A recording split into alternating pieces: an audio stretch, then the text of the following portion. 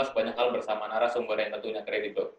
Kali ini bersama saya Putra Leo Pasaribu dan saya Atis Sabit Prasojo. Siaran podcast Bincang Bia pada episode kali ini kita akan membahas mengenai new normal di dunia pariwisata, yang mana khususnya di episode kali ini tentang wisata selam. Hal ini mengingat Kabupaten Biak Numfor sendiri memiliki berbagai dive center serta beragam spot diving yang sangat indah dan menjadi favorit wisatawan dalam dan luar negeri. Sebut saja contohnya ada Catalina Point yang terkenal dan telah cukup lama dikenal di Biak juga, merupakan spot penyelaman yang memiliki bangkai pesawat Consolidated PBY Catalina milik Amerika Serikat yang karam sebagai saksi bisu terjadinya Perang Dunia Kedua yang juga berlangsung di Biak dalam Pacific Theater dan terkenal dalam sebutan Battle of Biak. Selain itu, Biak juga memiliki berbagai spot selam berkelas dunia yang berada di Kepulauan Padaido, seperti di Pulau Wundi dengan dua bawah laut Wundinya. Perlu diketahui bahwa sejak tanggal 11 Maret 2020 telah ditetapkan sebuah pandemi global oleh World Health Organization atau WHO, yaitu pandemi COVID-19. Terjadi pandemi global yang sedang terjadi dan new normal atau yang disebut oleh pemerintah Indonesia sebagai adaptasi kebiasaan baru dengan berbagai protokol kesehatan yang harus dilakukan sebagai dampak pandemi COVID-19 ini tentu banyak mempengaruhi kegiatan usaha wisata selam di Indonesia. Pada kesempatan kali ini telah bergabung dengan kita ada Bu Ika Ristiani, merupakan peneliti, pengelola dive center sekaligus instruktur selam. Selamat siang Bu Ika, gimana kabarnya? Siang, alhamdulillah sehat walafiat. Semoga semuanya juga sehat-sehat ya Mas. Amin, sehat. Mungkin sebelum lebih lanjut, Bu Ika bisa memperkenalkan diri tentang Bu Ika. Siapa itu Bu Ika sebenarnya? Kiprahnya apa saja begitu? Mungkin bisa diceritakan kepada para pemirsa Bincang Biak kali ini. Oke, terima kasih untuk kesempatan pada siang hari ini. Saya Ika Ristiani, Adianingrum, panjang banget namanya itu kalau di form pengisian banyak ya, nggak cukup gitu ya, jadi harus disingkat-singkat, cukup dipanggil Ika saja.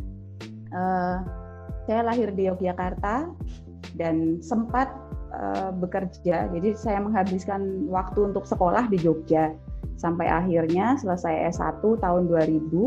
Basic saya biologi saat itu, dan setelah itu saya kerja di Jakarta 9 tahun di Jakarta. Akhirnya saya hijrah kembali, mudik ya jenenge berarti ya, kita mudik ke Jogja lagi, berniat untuk mengembangkan usaha wisata selam di Jogja karena saat itu kan memang sudah banyak klub-klub selam yang ada di Jogja, tapi di Jogja tidak ada instruktur.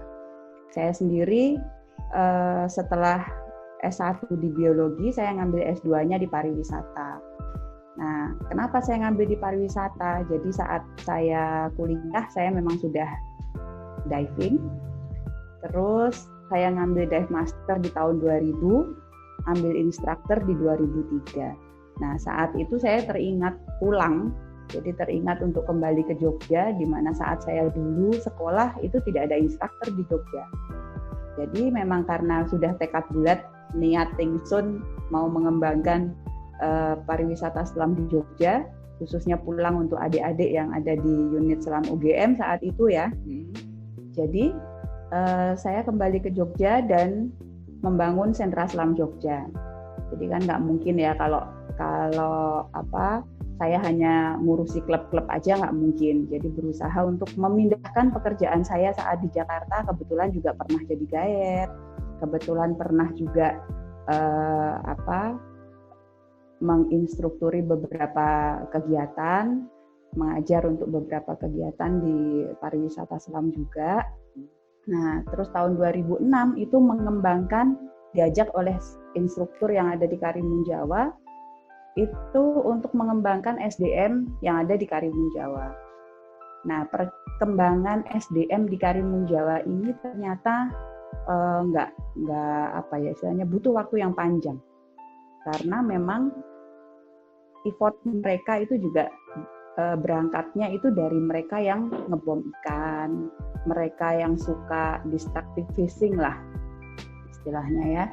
Jadi bagaimana mengembangkan si SDM ini jadi ngompori atau menjadi provokator buat SDM di Karimun Jawa untuk lebih mencintai lingkungannya. Jadi tahun 2006 ngajar untuk pemandu wisata, jadi arahnya untuk pemandu wisata, tapi itu masih basic, jadi masih tingkat dasar untuk mengembangkan pemandu wisata selam. Terus 2007 mengembangkan Karimun Jawa lagi, dan selesai, proyek dari pemerintah selesai nih untuk SDM Karimun Jawa. Nah terus kalau udah mereka sudah advance, kan belum bisa jadi pemandu wisata. Alhamdulillah tahun 2011-2012 ada dana dari PNPM Mandiri. Saat itu kami sudah ada Sentra Selam Jogja. Jadi membantu teman-teman yang ada di Karimun Jawa lagi untuk mengembangkan SDM di sana.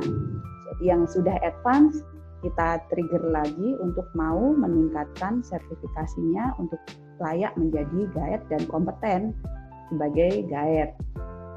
Saat itu ada 2 tahun ya, 2011-2012.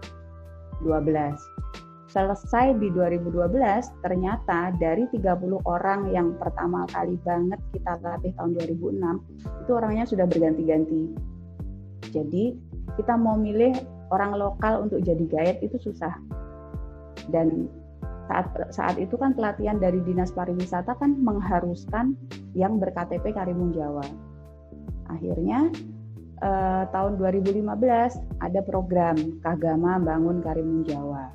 Nah, di situ kita mulai mendapatkan orang-orang yang memang mau dan berniat untuk bergerak di pariwisata bahari, di mana saat tahun itu pariwisata bahari untuk selam dan snorkeling di Karimun Jawa mulai berkembang. Jadi ya setelah itu akhirnya tahun 2016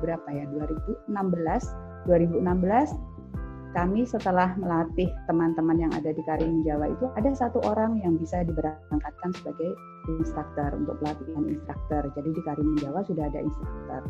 Nah berangkat dari situ dengan basic tadi ya biologi, saya untuk penelitian awalnya untuk penelitian di bawah air, konservasi di bawah air. Setelah itu baru meniti pariwisatanya. Ya, sudah jadi instruktur, sudah nggarap SDM, kenapa enggak lari ke pariwisata gitu kan? Dan memang pariwisata selam yang dibilang elit gitu ya, kelas elit saat itu, selain alat-alatnya juga mahal. Iya. Nah, itu hanya orang-orang istilahnya kelas menengah ke atas yang mampu. Jadi saat pulang ke Jogja pun saya juga berusaha untuk menjadikan Sentra Selam Jogja itu untuk lebih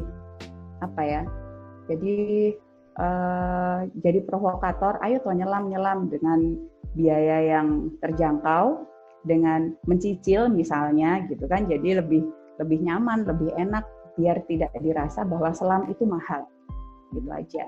Itu latar belakang saya, pengalaman saya mungkin itu hanya kecil di Karimun Jawa, yang selebihnya pernah juga untuk Banggai Kepulauan. Jadi sedang direncanakan untuk pengembangan SDM di Banggai Kepulauan dan terjadi pandemi ini. Gitu. Jadi harusnya tahun ini itu juga ke Banggai Kepulauan untuk mengembangkan SDM pemandu wisata selam di sana. Oke, mungkin berikutnya dari Tante Ika kan juga mengelola Sentra Selam Jogja nih Tante. Ya. Mungkin Tante Ika bisa mengenalkan kepada para pemirsa Bincang Bia ini tentang apa itu Dive Center secara umum saja dan kegiatan-kegiatannya apa saja begitu Tante?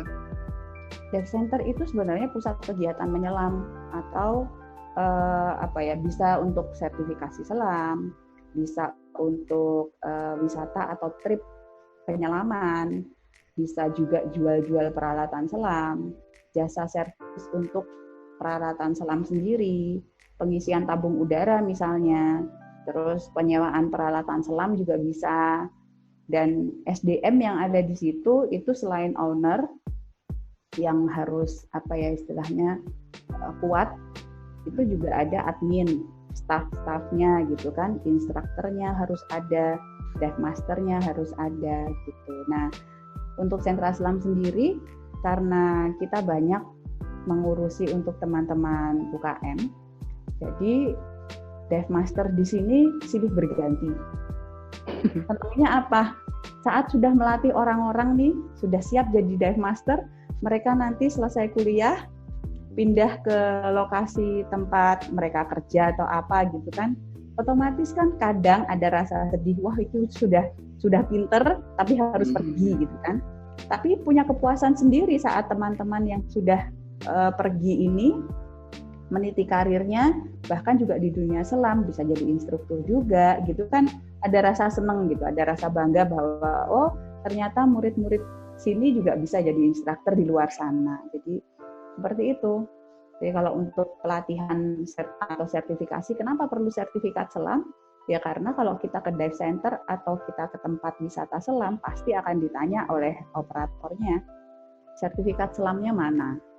Jadi dia akan dibawa ke lokasi yang memang nantinya itu cocok dengan jenjang atau tingkatan selam yang dia miliki. Nah, mungkin Tante Ika bisa menceritakan tentang dampak yang dialami pelaku usaha wisata selam yang akibat dari pandemi ini seperti apa? Jadi sejak tadi sudah disampaikan ya, sejak dinyatakan sebagai pandemi global itu pada tanggal 11 Maret, itu memang pariwisata itu seolah-olah berhenti, termasuk pariwisata selam. Jadi banyak sekali orang yang merumahkan karyawan. Terus ada juga yang memberhentikan malah. Karena memang selama sebulan itu otomatis tidak ada wisatawan. Nggak ada wisatawan berarti terus pekerjanya ngopo. Kan nggak ada kegiatan juga gitu kan. Untuk meminimalisasi meminimalisasi keuangan. Jadi untuk kegiatannya itu akhirnya banyak yang karyawan dirumahkan. Tapi sebulan setelah itu Perkumpulan Usaha Wisata Selam Seluruh Indonesia atau PUSI itu melakukan survei. Jadi bulan April itu melakukan survei terhadap dive operator terkait dengan dampak pandemi terhadap bisnis atau industri wisata selam. Jadi hasil yang diperoleh dari 154 responden yang ditanya itu ternyata ada 102 itu sekitar berapa 60-an% gitu untuk yang berhenti total beroperasi, dan ada 39 yang masih beroperasi sebagian dan hanya 13 dive operator saja yang masih beroperasi. Jadi benar-benar dari 154, mungkin 154 bukan angka yang totally seluruhnya se-Indonesia Raya gitu ya. Masih banyak juga yang nggak ngisi form surveinya gitu. Jadi dari 154 itu aja 102 itu berhenti total beroperasi gitu. Jadi buat yang survive, yang 13 ini yang masih berusaha beroperasi, sekarang ini jadi dari April sekarang sudah Agustus, itu sudah mulai yang di Bali itu sudah mulai bergerak. Ada juga yang sudah mulai bergiat lagi gitu. Walaupun tamu-tamu atau wisatawannya juga belum banyak. Jadi masih jadi biar tidak berkepanjangan gitu. Mereka merasanya bahwa ini sudah sangat lama gitu kan. Nah, untuk total kerugian itu kira-kira sudah kalau pariwisata kita itu kan digadang-gadang yang paling penyumbang devisa paling besar gitu. Selain minyak bumi gitu kan. Nah, itu ternyata memang kerugiannya untuk wisata selam ini dari survei itu juga sekitar 75 sampai 80-an miliar. Jadi benar-benar 93 responden itu sudah tidak memiliki pemasukan dari 154 dive operator. Terus ada 1.784 pekerja yang terdampak itu sudah dirumahkan, yang 44% dirumahkan tanpa tanggungan, unpaid, dan 26 dirumahkan dengan tanggungan. Terus 4,5% ya sekitar 4,5 sampai 5%-an itu di PHK, jadi diberhentikan. Jadi kalau untuk untuk saat itu banyak sekali teman-teman guide yang dirumahkan itu beralih alternatif income-nya sebagai petani mereka bercocok tanam, mereka juga ada yang jualan sembako, ada yang juga nge-Grab, Gojek, banyak. Jadi memang benar-benar berhenti dan mereka harus memutar otak, apalagi yang sudah berkeluarga ya. Itu jadi benar-benar harus memutar alternatif income-nya apa nih yang paling bisa dijalankan di sini gitu. Itu Mas terkait wisata selam saat itu ya. Nah saat ini yang sudah bergerak itu contohnya di Bali, dan memang bulan lalu itu sempat kita membuat, jadi dengan saya mengikuti FGD untuk menyelam aman itu seperti apa. Jadi dari kementerian menginisiasi untuk membuat SOP atau standar untuk bekerja di dunia selam itu seperti apa. Jadi ada aturan atau protokol, base-nya tetap di protokol kesehatan Kemenkes. Tetap harus pakai masker, jaga jarak, social distancing. Nah, berawal dari situ harusnya ada dong untuk yang pariwisata selam gitu kan. Nah, dari situ ternyata kementerian tidak hanya membuat untuk yang pariwisata selam, tapi dia juga membuat untuk yang perhotelan, untuk yang ekowisata dan lain-lain. Jadi pedomannya sekarang tiba-tiba banyak banget gitu kalau mau di-download SOP terbaru gitu untuk protokol terbaru untuk pariwisata itu banyak banget. Karena mungkin ini mempunyai protokol sendiri. Mungkin untuk yang tadi Bu Ika bilang soal ada banyak banget grup tadi yang protokol-protokol tadi. Nah ini Leo mau tanya ini. Mau nanya dulu Bu Ika. Nah kan protokol-protokol itu kan sudah dibuat oleh pemerintah dan sudah disosialisasikan. Nah, dan yang paling banyak mungkin disorot itu ialah mengenai protokolnya terhadap para pelanggan atau pengunjung dari dive centernya dan untuk para orang-orang yang bekerja di dive center. Kira-kira penanganan protokol atau pelaksanaan protokol itu kira-kira bagaimana? Kalau pelaksanaannya itu ya harus sesuai apa ya istilahnya, orang datang gitu boleh berkunjung, boleh datang gitu kan, harus tetap menggunakan masker, harus tetap menjaga jarak, harus tetap istilahnya menyiapkan tempat cuci tangan, bahkan hand sanitizer itu memang harus disediakan. Jadi itu yang paling utama yang harus ada, itu udah wajib ain gitu, harus ada gitu di lokasi-lokasi wisata. Jadi harus membuat orang yang datang itu merasa oh ini disediakan, berarti memang harus mentaati prosedurnya. Bahkan untuk tempat duduk gitu, tempat duduk juga dibuat agak berjauhan. Jadi kalau misalnya mereka mau berbicara pun harusnya ya udah nggak bisa seperti dulu lagi. Memang ada yang berpendapat bahwa kalau kita nyelam, kalau kita latihan, kalau kita di laut gitu ya nggak lucu aja kita ngomong jauh-jauhan gitu kan. Ada yang bilang begitu gitu saat awal-awal Bali mulai beroperasi gitu kan. Social distance itu agak sedikit diabaikan gitu kata teman-teman gitu kan. Cuman diabaikan dalam artian gini, mereka merasa bahwa kalau udah selesai, contohnya di Tulamben aja. Tulamben itu kan begitu mentas langsung dapat lokasi terbuka gitu kan. Yeah. Nah harusnya memang masker tetap harus dipakai lagi gitu. Tapi kan mungkin ngebayanginnya susah gitu. Kita basah-basah bawa peralatan, harus ngerogoh saku cari masker untuk dipakai lagi gitu kan. Ya nggak sesaklek itu juga gitu. Yeah. Tapi kita harus memperhatikan bahwa jaga jarak itu penting, bahwa memang yang kita hadapin itu soalnya kan barang yang nggak kelihatan nih. Yeah. Nah itu, jadi karena datang tak diundang itu tadi loh, pulang nggak diantar itu kan. Pulang nggak tahu kapan. Iya pulang nggak tahu kapan. Jadi kita harus benar-benar menerapkan. Jadi kesadaran di masing-masing aja sih, lebih ke arah situ ya. Yang jelas menerapkan protokol kesehatan itu pasti yang sudah ada, bahkan di beberapa tempat gitu sudah harus ada istilahnya papan himbauan, mereka harus menjaga jarak, mereka harus menggunakan masker, seperti itu Mas. Terus untuk peralatan itu kan ada yang disewakan nih, tetap ada penyewaan peralatan.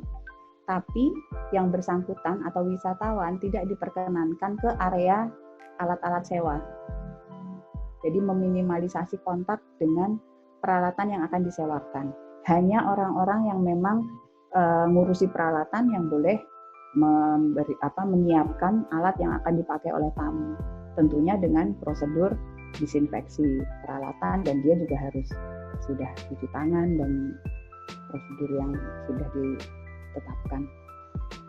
Nah, terus kan itu tadi sudah dijelaskan oleh Bu Ika bahwa ada banyak peraturan dari SK Menkes, protokol-protokol, kan sepertinya ada yang menyinggung soal penggunaan disinfektan begitu. Nah, mungkin ini terkait proses disinfektasi ini, mungkin bisa diceritakan bagaimana penggunaan disinfektan yang terkait dengan dunia selam ini, Bu Ika. Disinfektan di dalam peralatan selam itu lebih kita garis bawahi di peralatan selam. Karena droplet yang alat selam yang kita pakai itu kan support untuk kita bernafas di bawah air. Yang pasti karena kita bernafas pakai mulut, regulator yang kita pakai itu pasti masuk di mulut. Jadi disinfeksi peralatan itu lebih digaris bawahi, istilahnya harus di bold tinta merah gitu ya, bahwa disinfeksi peralatan itu harus benar-benar dilaksanakan. Nah, dengan apa? Dengan kita merendam dengan cairan-cairan disinfektan. Nah, cairan disinfektan itu tetap kita harus mengacunya ke dan itu juga mengeluarkan, dan itu badan yang untuk downward itu Dive Alert Network. Jadi dia mempunyai aturan atau bahkan merekomendasikan beberapa pedoman untuk usaha wisata selam dan untuk disinfeksi peralatan selam. Itu ada di downward, ada di webnya Dan. Itu nanti bisa dicari di situ, dan itu masih terus berkembang saat ini ya, masih terus berkembang penelitiannya, bahwa tetap harus memindahkan nanti itu kalau bak yang dipakai untuk mencuci peralatan dikasih cairan disinfektan, dibuangnya kemana? Jadi harus benar-benar melihat juga bahwa limbah ini kan pastinya kalau dibuang ke laut karangnya bagaimana nanti gitu. Jadi itu bisa dipakai saat kita selesai nih penyelaman, peralatan yang kita pakai itu harus direndam di situ untuk beberapa saat. Setelah itu diambil dan kita harus segera bersihkan atau keringkan. Karena apa? Jangan lupa bahwa droplet itu ada di dalam, ya kan? Saat kita pakai regulator itu potensi droplet itu ada di dalam regulator kita. Nah, itu akan lebih baik kalau itu juga dibersihkan. Boleh nggak kalau kita hanya mengganti mouthpiece aja? Toh kan yang masuk ke mulut hanya mouthpiece, nggak bisa. Jadi harus benar-benar yang disinfeksi itu termasuk di dalamnya second stage yang kita pakai itu. Dan harus dipastikan jangan ada bekas dari disinfektan itu yang nempel di logam-logam. Jadi setelah selesai ya harus dilap, harus dibersihkan. Gitu. Berarti kan kalau desinfeksi ini harus dilakukan ke setiap alat ya? Iya. Nah, kedepannya kan berarti untuk penyewaan alat tetap berlangsung dan tetap berjalan. Nah, kira-kira untuk mengelolanya agar tidak terjadi penyebaran virus ini lagi yang lebih parah, kira-kira untuk di Dive Center sendiri, kira-kira pengelolaannya caranya bagaimana? Mungkin apakah alatnya langsung setelah didesinfeksi langsung ditaruh ke tempat semula, atau mungkin ada tahap-tahap tertentu yang mungkin harus dilewatin, harus dilakukan oleh Dive Center sendiri? Yang dikhususkan untuk peralatan yang disewakan gitu kan? Ya kalau untuk alat yang disewakan itu yang jelas hanya satu atau dua orang aja yang pegang. Jadi jangan banyak-banyak orang, udah nggak bisa lagi sekarang cuci alat rame-rame gitu kayak di klub gitu kan. Ayo kita bareng-bareng menyuci alat rame-rame, itu udah nggak bisa lagi karena pasti akan berpindah dari tangan satu ke tangan yang lainnya. Nah, itu hanya benar-benar orang yang sudah menggunakan sarung tangan misalnya. Selesai mencuci, selesai menggantungkan peralatan itu, setelah itu membersihkan, baru setelah itu dirapikan. Dan harus dipastikan bahwa setelah itu di-set lagi untuk satu orang satu. Jadi satu dive gear itu hanya untuk satu set peralatan. Dan setiap orang tidak boleh bergantian. Tidak ada lagi sharing peralatan. Satu orang satu. Jadi kalau kita mau bicara alat sewa, ya kita punya alat sewa hanya 20, ya hanya 20 tamu untuk hari itu. Kan perlu proses nih, kalau misalnya orang, biasanya kan kalau untuk penyelaman, satu hari ada 2 kali penyelaman. Pulangnya pasti udah sore. Jadi kalau udah sore, itu sudah harus membersihkan peralatan, disinfeksi peralatan, baru bisa lagi dipakai untuk besok harinya misalnya. Gitu. Jadi akan lebih lama waktunya.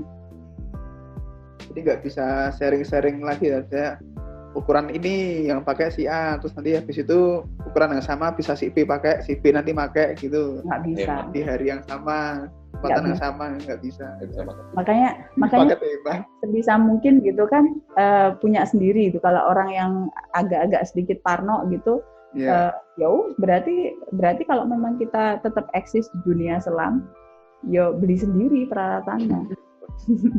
Jadi untuk beli peralatan itu pun, dive center harus menyiapkan bak pencucian atau bak disinfeksi peralatan yang harus disediakan untuk tamu, gitu. Tidak boleh dicampur tamu A dengan tamu B, nggak boleh. Jadi itu mungkin dilanjutkan aja Bu Ika untuk yang pertanyaan berikutnya itu sebenarnya mengenai bagaimana cara memperlakukan perlengkapan selam yang dimiliki oleh pelanggan. Nah, begitu gimana Tante? Mungkin Bu Ika bisa ngasih tips and trick untuk para penyelam yang mandiri, seperti Bu Ala sendiri. Kira-kira dia bagaimana cara dia memperlakukan, dan mungkin dive center gimana memfasilitasi para penyelam dengan alat sendiri tadi, alatnya masing-masing tadi. Kalau yang alat masing-masing ya berarti setiap kali nanti wisatawan ini sudah selesai, dia disediakan bak pencucian peralatannya sendiri. Jadi kalau yang di dive center kan alat-alat rental tuh semuanya diambil oleh orang yang ngurusin alat-alat rentalnya. Nah kalau yang ini untuk yang sendiri ya ada bak yang disediakan untuk pencucian alat, dan biasanya untuk yang kamera dan segala macamnya itu akan dipisahkan. Gitu. Jadi harus ada bak pencucian peralatan, harus ada bak untuk membilasnya. Jadi setelah dicuci cairan disinfektan itu tadi tetap harus dibilas. Karena takut untuk korosif kan. Jadi takut kalau alat-alatnya nanti tidak mengganggu peralatannya gitu. Jadi tetap harus dibilas. Setelah dari disinfektan, bak disinfektan, ada lagi bak pembilasan. Gitu. Harus menyiapkan disinfektan. Antar bak ada jaraknya. Wah, makin luas deh. Selanjutnya Tante yang unik ini gini sih. Kan biasanya di beberapa spot itu kita harus menggunakan kapal atau perahu.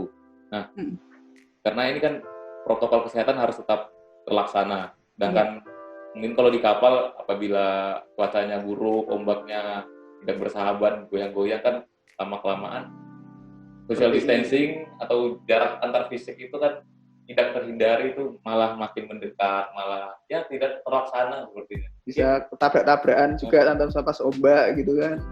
Kira-kira. Jadi kalau untuk di kapal nih, tindakan pencegahannya gitu gimana tuh Tante?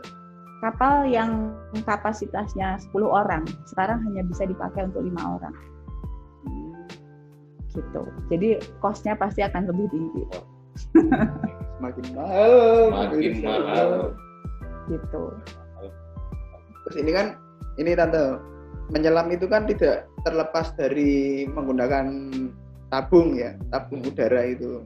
Nah, karena pandemi yang terjadi ini dan new normal yang berlaku ini, itu ada cara khusus, cara aman, cara steril atau bagaimana begitu tidak yang terkait dengan proses pengisian tabung ini? Kalau maksudnya apa ya Mas? Kalau untuk pengisian tabung yang sudah sesuai dengan mungkin yang sesuai dengan protokol dan sebagainya tersebut, ada cara aman tidak untuk proses pengisian tabung ini? Kalau proses pengisian tabung yang jelas misalnya nih kita sudah disinfeksi di first aid-nya gitu kan, kita mengisi tabung. Yang mengisi tabung itu pun tangan harus bersih. Tetap prosedurnya seperti itu. Jadi benar-benar kalau anak-anak eksak tuh kalau praktikum tuh harus aseptis tuh dan udah harus steril ya istilahnya. Ngisi tabung ya nggak boleh lagi kayak dulu ayo diisi dipegang-pegang untuk banyak orang gitu, udah nggak bisa lagi. Jadi benar-benar dia setelah selesai mengisi nanti dilap lagi dan disendirikan. Jadi ya prosedurnya seperti itu, sama seperti mendisinfektan peralatan yang lainnya. Terus apakah yang mengisi tabung itu mungkin hanya satu orang gitu Tante? Kalau di dive center, di dive operator biasanya sudah ada yang bertugas sendiri. Tapi kalau untuk kita bicara kelasnya massal ya, teman-teman UKM gitu, yang dipasrai ya misalnya ada 2 orang gitu. Ya 2 orang itu harus istilahnya harus clear dulu, dia harus cuci tangan dulu, harus pakai hand sanitizer misalnya sebelum megang first aid. Seperti itu aja. Tetap pokoknya jangan lupa cuci tangan udah gitu. Kalau misalnya perlu memang pakai sarung tangan. Ya, apalagi kan kalau saya pernah dengar juga, saya baca juga COVID-19 ini airborne disease, jadi kan kemungkinan kan dia bisa juga masuk melalui udara. Tapi kita nggak tahu juga, belum ada penelitian lebih lanjut lagi. Makanya untuk mengantisipasinya itu memang dari pengisian tabung ini harus benar-benar aman. Bahkan dari yang saya tahu juga mungkin dari sumber udaranya juga harus benar-benar bersih. Iya, dari kontaminan. Iya, dari kontaminan. Itu sendiri sebenarnya kan Bu Ika, dari Divers Alert Network juga, dari Dan itu dia juga sudah pernah sedikit menyinggung soal pengisian tabung tersebut. Jadi walaupun dirasa sebenarnya cukup aman karena suhu kompresor ketika bekerja di area filter itu bisa mencapai di atas 100 derajat, bahkan hingga 120 derajat. Jadi kemungkinan virusnya itu mati gitu loh. Ya. Cuman masih educated guess gitu, masih tebakan lah. Iya, jadi yang namanya istilahnya kajian itu masih terus dilakukan. Apakah benar-benar safe untuk kegiatan kita atau bagaimana gitu. Jadi update itu sampai sekarang itu masih terus. Jadi jangan terus udah kok protokolnya kayak gini. Kita sudah istilahnya sudah still yakin gitu bahwa ini sudah sangat aman gitu. Sangat aman ini juga wisatawan juga harus berhati-hati, aman untuk dirinya sendiri juga. Jadi kalau memang belum yakin sih ya nggak usah. Tapi kalau memang sudah yakin, sudah ya udah bismillah berangkat gitu ya untuk trip, untuk kegiatan gitu. Ya nggak apa-apa, dan kita harus proteksi diri sendiri dengan protokol yang sudah ada. Itu aja. Mungkin kemudian misalnya di suatu tempat terjadi kasus darurat, keadaan darurat yang membutuhkan pertolongan pertama yang cepat dan memang harus dilakukan, dan harus ada CPR-nya. Kira-kira untuk dari pihak dive center atau mungkin pihak yang terlibat dalam bidang penyelaman, kira-kira untuk menangani kasus seperti itu kira-kira bagaimana? Ya. Jadi sekarang sudah nggak bisa lagi CPR itu hanya dengan alat bantu yang untuk dari mulut ke mulut. Jadi kita sudah harus pakai ambu bag. Ambu bag itu yang kayak dipompa itu ya. Nah, cuman kan seperti itu kan memang harus benar-benar orang yang sudah terlatih.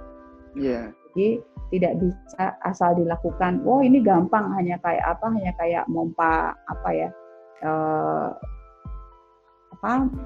mainan anak-anak gitu kan, pompa gitu. Nggak seperti itu juga kan, harus iramanya harus tepat. Jadi sekarang itu beberapa itu menyelenggarakan kegiatan untuk rescue di kala pandemi ini seperti apa gitu. Jadi itu juga masih terus berkembang, dan yang jelas kalau untuk untuk nafas itu tadi ya, kita menggunakan ambu bag itu. Gitu. Mungkin ini pertanyaan terakhir Bu Ika. Kalau di Islam itu kan seingat saya ada itu prosedur yang buat diproses pakai regulator gantian-gantian seperti itu tingkat darurat, seperti misalnya kehabisan udara atau bagaimana. Nah itu apakah ada cara untuk mengatasinya, mengganti prosedur tersebut dengan langkah yang lain, atau ketika di air itu tetap bisa dilakukan begitu? Kalau untuk prosedur sharing air itu kan kalau sekarang kalau dulu kan kita latihan itu ada banyak cara ya. Yang pertama kita dengan satu second stage, yang kedua kita melakukan dengan octopus. Jadi octopus itu sudah benar-benar wajib, bahkan dari beberapa tahun yang lalu itu kan sudah wajib. Banyak beberapa yang sudah tidak mengajarkan sharing air itu dengan satu regulator, satu second stage gitu. Jadi sudah harus bisa menggunakan octopus gitu. Dan octopus yang akan itu ya benar-benar harus sudah disinfeksi itu tadi ya.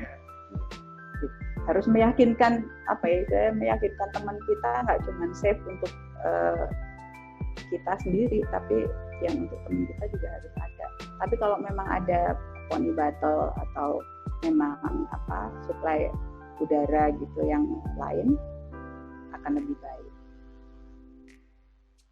Mungkin untuk sebagai penutup, ini berarti artinya Dive Center perlu untuk memperbarui prosedur operasi standar atau SOP dengan mempertimbangkan berbagai rekomendasi yang ada, baik yang mungkin ada dalam diskusi bincang biak pada episode kali ini maupun dari peraturan dan regulasi nasional yang lainnya yang mana sudah mulai berlaku.